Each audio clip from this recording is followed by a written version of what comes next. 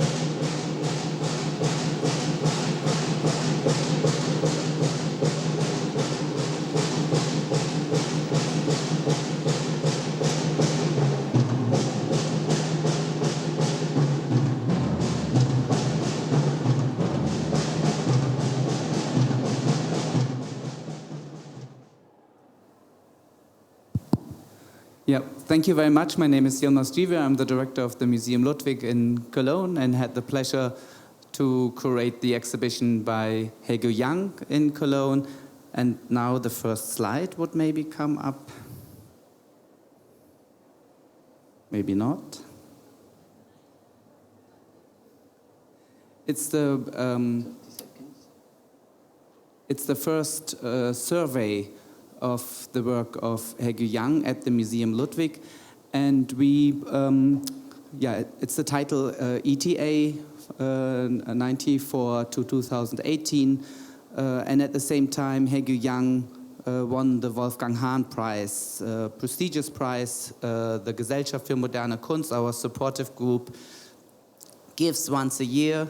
Haegue Yang is the 23rd recipient of the prize, and people like, I think the first one was James Lee Byers, Lawrence Weiner, Cindy Sherman, but also Wan Yongping. The last one was Trisha Donnelly, and now it's Haegue Yang. And before we were thinking it maybe makes a little bit sense if I just very briefly say a few words about the Museum Ludwig. The Museum Ludwig was founded 40 years ago, and it comes from the collection of Peter and Irene Ludwig.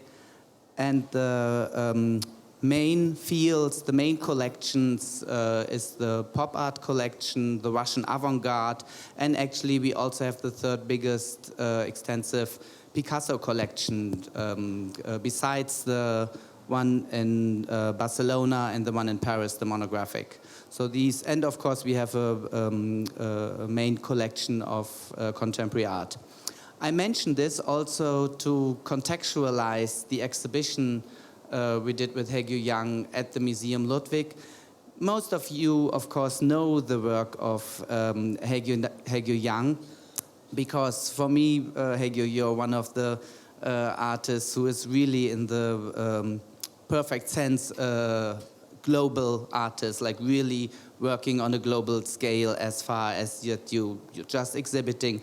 At the Sydney Biennial, you had shows in Latin America, in Asia, in Europe, in North America, you exhibit North Africa. So, I mean, it's really the exhibitions, your exhibitions are all over.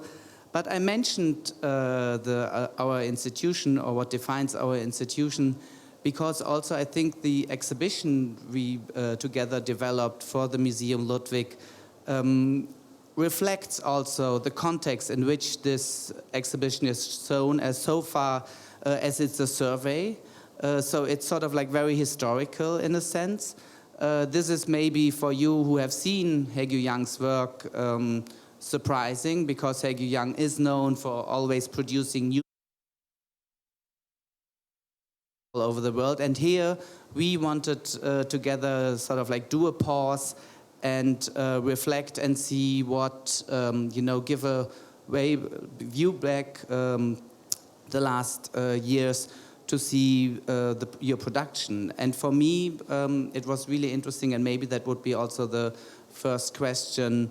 One key room of and maybe we show the slides, the beginning, the first room you enter the space is a series of vulnerable arrangement, and it's the Utrecht version from 2006. And Haegue and I deliberately have chosen this piece as a starter, and maybe if you like to say why you think this is a good sort of like starting point for your survey exhibition. Thank you. I think I want to go one step back, talking about the title, like ETA, meaning like estimated time of arrivals. I think ETA is an interesting title for me, because there is an idea of the time, but also idea of the place inherent in that word. Like it's a word that we could use on a daily basis to navigate the way from A to B, but also to figure out who is where when you have an appointment with someone, what's your ETA, etc. But it actually is a combination between time and places, and we put actually only the time 1994 to 2018, and we didn't deliberately say from where to where, ETA from where to where. And I think that also make the title interesting, because the places plays a kind of role, or the mentality to being on the road for me. Yeah, and I think we would jump into maybe some of the questions. I'm very much interested in your work, and that is the question, the relation of what one could call studio practice, which clearly defines somehow your work. Most of your work are sort of like produced in your studio or in special places, specialized on certain manufacturers. But at the same time, and that maybe is a contradiction, and I would like to hear your thoughts about this, at the same time you develop your projects somehow on the spot. I mean, crucial for you is to go where you exhibit, to do research, or to get the atmosphere of the space, of the culture and surroundings of it. And how do you deal with this? With this maybe this idea about, on the one hand, it's studio practice, and at the same time, it's sort of like context-oriented, to relate to the context you produce the work to. If I think of Sharjah, for example, of your for the Sharjah Biennial, where you work with the local craftsmen people, or with in Porto, where you did the same. And I would be interested how you deal with this. With this situation. On the one hand, you have clear ideas about how to develop things, and on the other hand, you're very open for the space you go to or for the context. In terms of the different modes of the production, I think my attitude has been kind of indetermination. I don't want to determine myself as someone who has this or that method of research and production. I wanted to have a multiple way of working. As you said, sometimes it's production on site, even based on the research about very particular place, and the abstraction out of it could be the result. But sometimes I am more than classical, that things are happening in the studio, like in every day, in during the fabrication, during the decision making is happening every day. I think both in language, form, method of working, and even different genre like media, I think I want to be inconsequent and indeterminate, that I am a control freak, so I do need this certain freedom. I have to make an effort to be flexible. It's not natural. I think I do have to make an effort to be free. But I think that's what I can say. Maybe we come back to the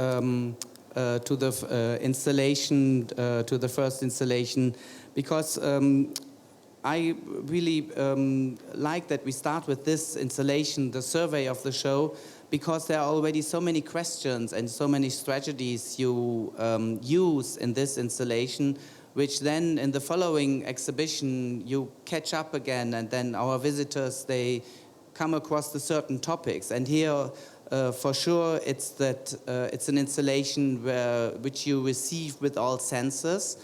I don't know if you see it, there's a ventilator in the beginning, so when you come, you get this full blow of wind. There are the red lights, they give warmth, and then the light is going up. There's even scent you smell, and I thought it's really nice and also the videos we show there, the video trilogy, where you see a person you hear the voice and you see what the person sees wandering to different cities. And they are in Asia, they are in Brazil, they are in Europe. And I think here comes together like this idea about this different sensuality, and also this idea of traveling, which you already mentioned which is in the title.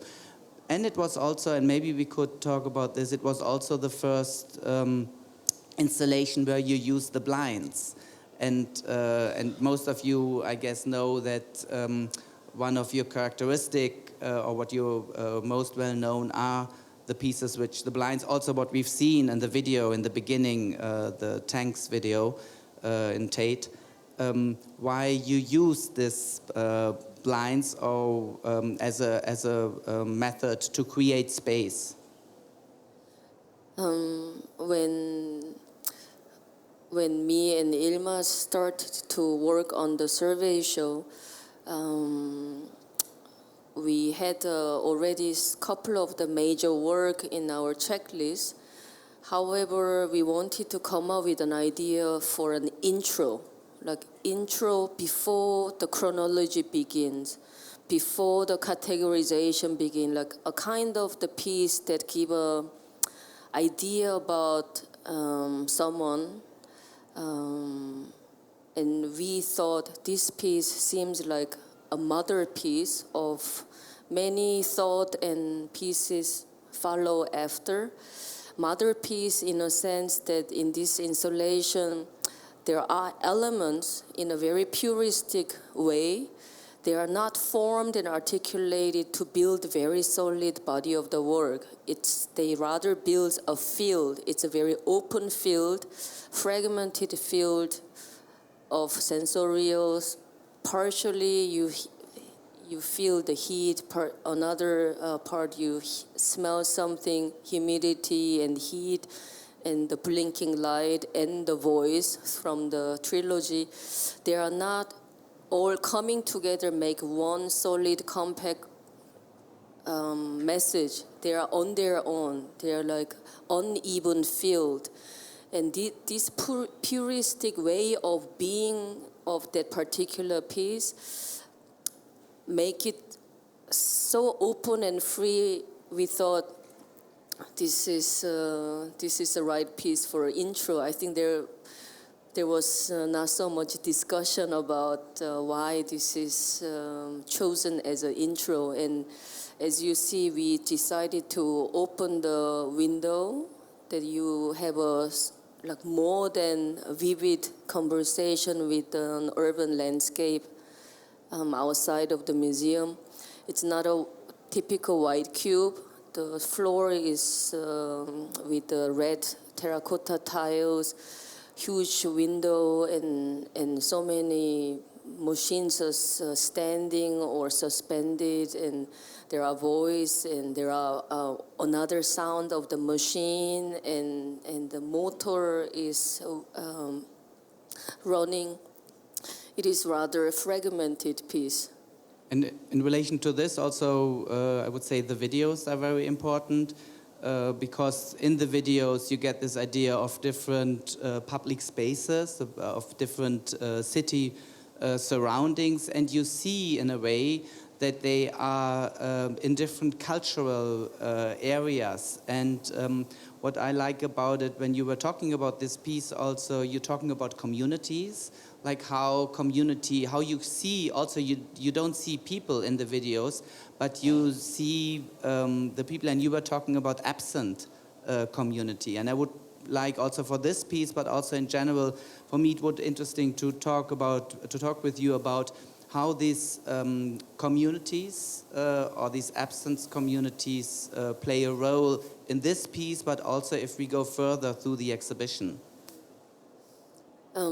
Trilogy is indeed shot in various places, especially the first one and the second one were shot like a diary. So I was carrying the camera every day. It was collected footages from many different cities, many different moments and occasions. But what was important to me, and that criteria also gluing all these different footage together is a kind of genericness.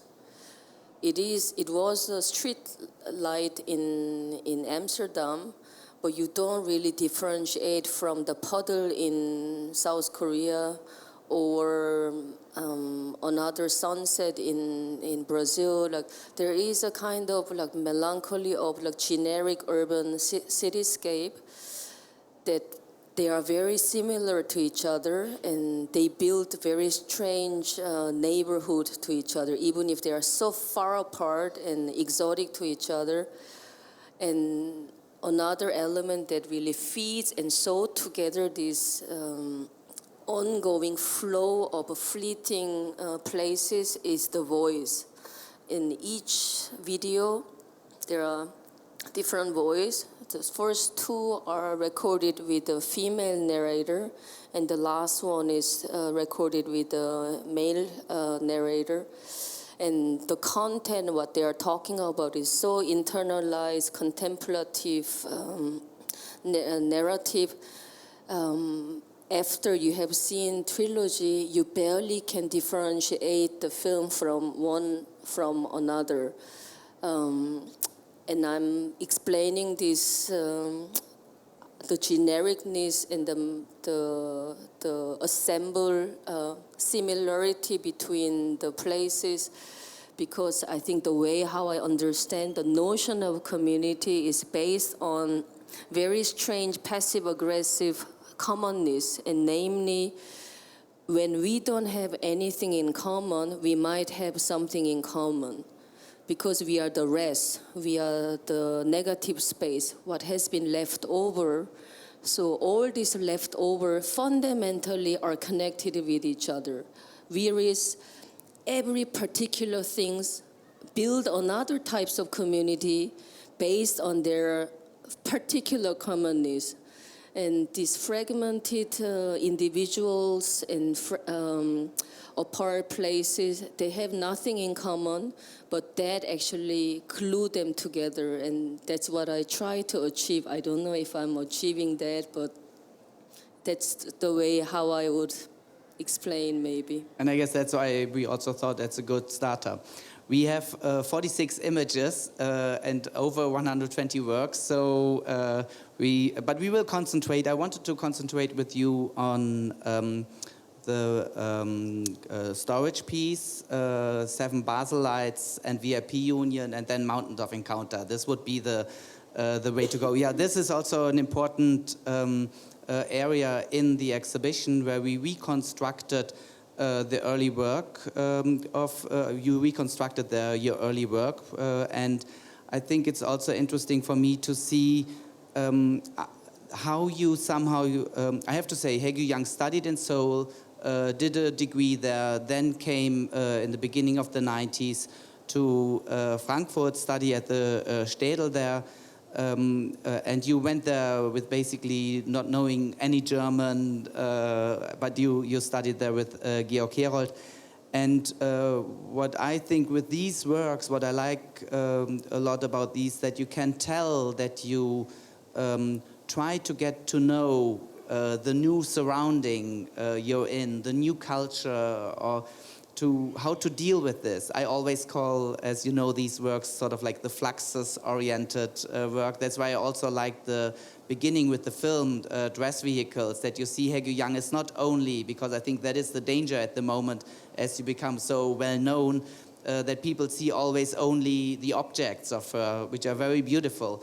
But what I'm maybe even more, or at least not less interested, is the action-oriented works. And here we show in this installation how you became familiar with the new setting. Maybe if you like to talk a little bit about the warehouse, the collages, and some works you did, for example, with our Raum in Frankfurt, so that we get a bit the idea how you sort of like started your career in Germany. Yes, this small cabinet is full of like small objects from 94 to 2001. Also very diverse media, like small object, like traditionally made with the plaster, like small plates and glued books dedicated to another Brazilian artist, made in collaboration. There are printed matters and small flyer, graphic works. I think this room is physically not big, but as you said, even unspectacular and unfamiliar to many people who believe, oh, I know Haegue Yang's work. And this was what we wanted to offer within the survey show, to understand where I'm from, like how it actually has started, and what a learning process and I went through. And this learning process was painful and was actually, I was resisting to learn partially. I was learning, but not accepted everything, and that was painful and agonizing. And there is a kind of humor and melancholy struggle about the language and culture, but also didn't want to become a translator of a culture, but then you still somehow have to go through. I call it sometimes a who am I art. There is an aspect of questioning, like who am I, like what I'm going to do, this so-called identity politic, institutional interest, understand of the power relationship within the institution, NYQ, and the power of the everyday object, and there are even a small object which is a clock hanging very low that is originated from an important project called Sadong 30 from 2006, and it's a kind of relic. Maybe it's not a piece, but it's a relic about the project took place in an abandoned house in a satellite city of Seoul, which was such an ontologically precarious and physically also fragile, but you cannot reconstruct, and documentation will not necessarily give the idea. So we brought up one clock which was part of the installation and has all these numbers not in order, and it tells you about the different subjective reading of the time, and maybe time sometimes escape from normal counting system and accumulate on time as if the abandoned house in Incheon has done.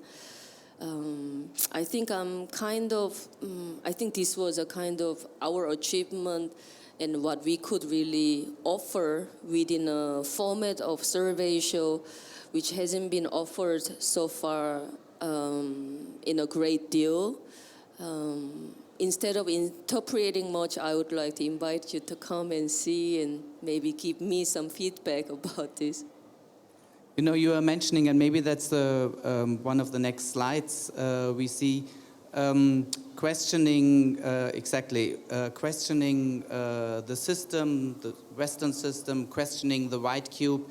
I think this piece, what you see here, one of the most well-known, I would say, early pieces, started in 2001 from Haegue Yang's storage piece. You sort of, and I usually use this word very seldom, but I would say very radical. You're questioning the system, how the art market, how the white cube operates with this piece. Maybe you'd like to talk about storage piece? So Storage Piece was born around 2003 and 2004 when I had a residency at the Fina Studio Trust in London. It was a difficult period, not only economically but also artistically, that I think as a young artist you reached your limit very easily, and I had a small, big doubt about the production itself and the whole ecology of body of work in our environment, like the art enterprise, let's say. In one hand, art piece is born in studio or on site, and then it gets on display, but then it gets packed and shipped and stored until it does unpacked and on display. And how many artwork actually early on deserve to be exhibited so often? You know, most of these early works are shot in the storage years after years, and for a young artist it's nothing but a big burden. And in fact, I think that period I reached my limit of logistic ability, let's say. I could barely accommodate myself. And when there were so many little invitation came and all this opportunity came, I somehow had to be innovative to achieve and not to compromise in terms of artistic expression, but at the same time not overreach my ability to produce. And so Storage Piece was born through the idea that I compile all the stored work in one place and stack them in a most economic way on a Euro pallet, So these are kind of art piece in refugee status that they are in limbo. I think one aspect what is important is that you don't see them yet. They are not unpacked. They are packed and stacked, and this is the configuration what we usually see in the storage, not at an exhibition. So there is a kind of overlap of exhibition and storage, and it represents the whole ecology of cycle of the artwork. And at the same time, it also make a comment for sure about kind of big dumping at the art market, that you could have all the formative work of someone at once, but the only deal would be you can't see what you are buying. Yeah, but for those of you who don't know the piece, the piece it actually went then to the art market. First, it was exhibited in a non-commercial place, but then it was at the art fair in Berlin, and then it got even not worse, but it got more complicated, because then a collector bought this piece. The piece, as you see it here, totally wrapped, not knowing exactly what art pieces he would acquire. And then as part of the piece, and I think that's also a quality of this work, and that's what we also do at the Ludwig, we unpack it, not totally, but like in 5 different itineraries, we unpack several work and present them in the white space you see there behind. And I think with this piece, you, on the one side, quite humorously, so this saying to buy, do you say this, the cat in the sack or something, something you don't know, you acquire, but at the same time, of course, it questions also the value, the economical value of this piece, of the single pieces, and what is the price, the economical price one pays for it. So all these different elements, I think, are important for a storage piece. And maybe if we go to the next one and the next one and further on, and then the next one. And there you see a piece we had to show, of course, here at Art Basel, because this is a piece produced here for 11 years ago, in 2007, for Art Basel, for Statement, Vulnerable Arrangement, 7 Baselites. And I remember when I've seen this piece the first time, I was like totally mesmerized. It got then the Balois Art Prize, and through this went in a public collection in the Kunsthalle Hamburg, where we had to borrow the piece now for the exhibition. It wasn't easy at all, because like in a lot of your works, the material is very fragile. The things you use come from very different places. They don't live forever, so to say, like the bulbs at one time, they won't work anymore. And what I think, and what we may talk about this piece, is how you developed it, and why you've chosen this piece also for when you did Statement for Art Basel, and what these creatures, the creatures we see there, what is your relation to these creatures? Maybe before I talk about the 7 Baselite, I would like to introduce the whole space. This is very long, and you can imagine maybe it's just a giant corridor.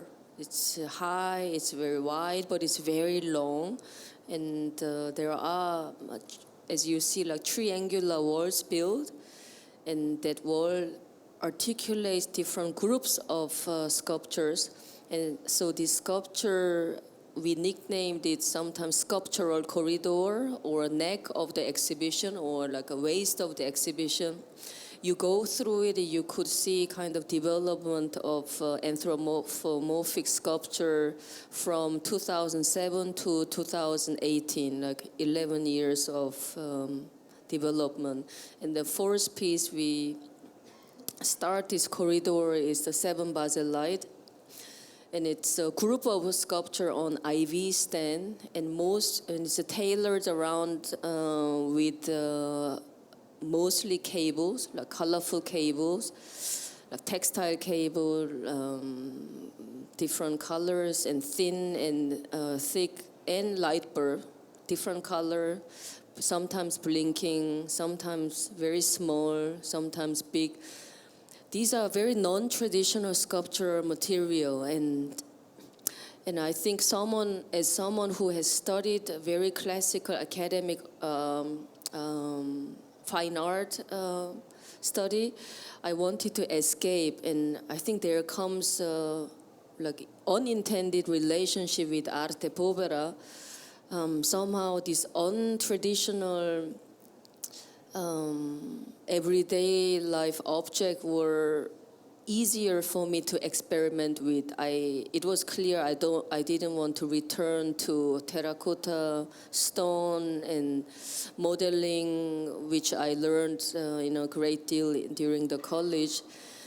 And especially this electricity I discovered through a project which I briefly mentioned before, Sadong 30, because it was abandoned house, not entered by any human being for 80 years. So reconnecting electricity had a tremendous meaning to activate the house as a place to be accessible, maybe eventually even inhabitable mentally or physically. And so I was interested in electricity from the registration to really like bricolage level of like making the thing by myself. So at the same time I was discovering the language of sculpture, that how this seemingly not figurative sculpture can somehow portray or simulate a personal quality. And so Seven Basel Light was a kind of first articulated piece I could really see, I'm able to really articulate a kind of teenage period or very modest sensibility, but based on a very deep melancholy and intensity, but the manifestation is very modest. There is a very another very drag queen, like a dramatic figuration. There is another like red one. It works with the infrared light bulb. It produces the heat. There is an idea of the languidness, tropical environment, and something is so hot that we can't move so well, like so quickly, and we can't think so properly because of the heat. We are overrun by the heat. And so these kind of ability I was discovering, and we place it as the first piece in that anthropomorphic sculptural department, let's say.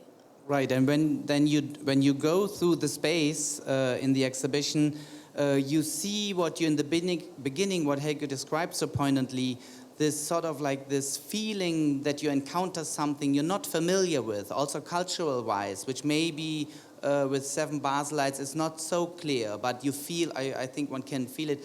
But then as you move on in the exhibition, you encounter, if you move on, you encounter, and there you see here, for example, two aspects I would like to talk here about. On the one hand, you see the architecture, that it reveals the backside and also closes the space in a way.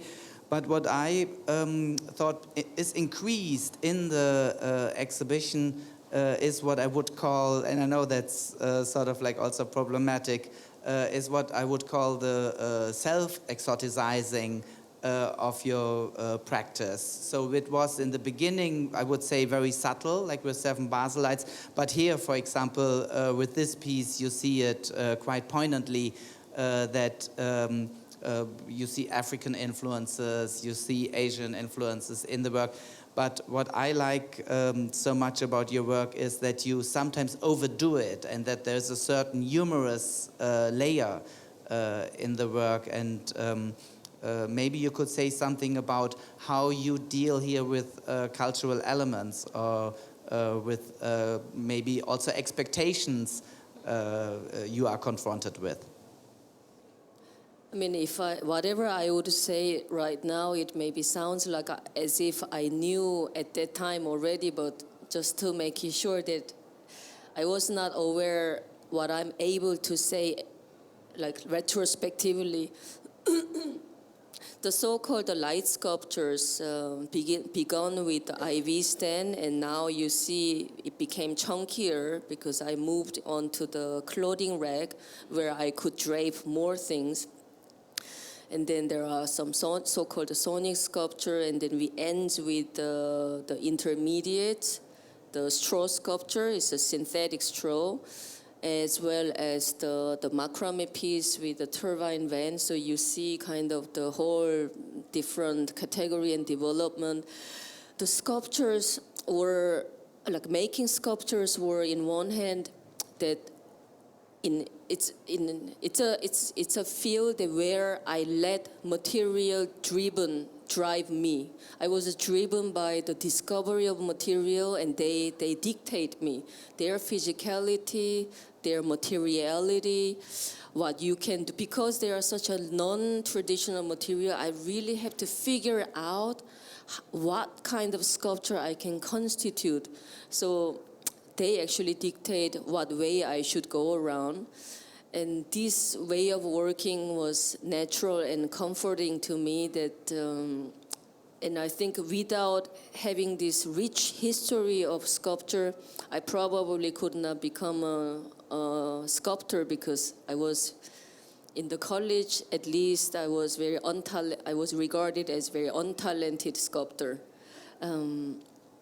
And coming back to your question about the cultural element, like maybe anthropological element, ethnic element, or the diverse references, you can see sometimes like pagan culture, shamanic influence, connotation to like rituals, like many maybe anti-modern elements, but at the same time, I thought if, as far as I could come up with a contemporary innovative sculpture, the reference could differ. And on top, I do believe that it's inherent in me as a person as well as an artist that I can do something mono. There might be hybrid, there might be dispersed and fragmented. I should rather embrace and acknowledge than deny.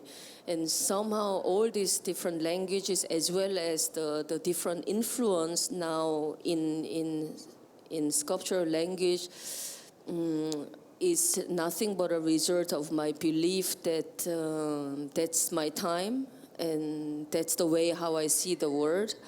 And whether it is superficially globalized world or not, but that's my reality. As far as I could be real to my time and place, I think all these phenomena are meaningful to contemplate for me.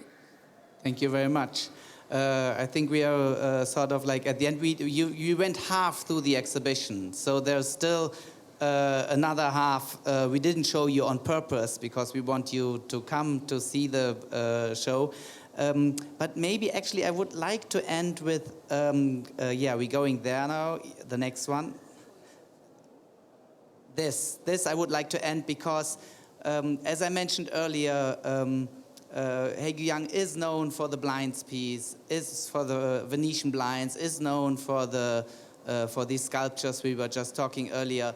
But I would always say don't underestimate this artist in the sense also of the conceptual relevance your work has. And I think like storage piece is a piece where this is, don't go away, storage piece is a piece where this all comes together, questioning the white cube and also the system we all working in. The piece very briefly every time it's different, and the institution is asked, you make a list of different categories of finance, of culture, of education, to ask so-called VIPs, very important persons of the city, to lend for the time of the exhibition a furniture, a chair, or a table for this exhibition to be used. And what I like about this piece, that it gives a good idea how diverse in the different places you show this piece, how diverse the society is there. So it says something about the cultural language of this area. It says something about class, about gender, and I think that's why I would like to stop with this. Thank you very much, Haegue Yang.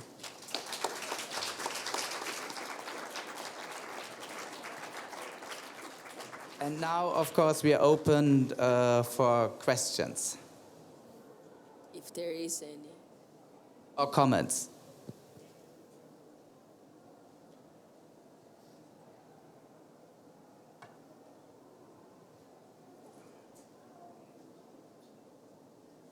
Don't be shy.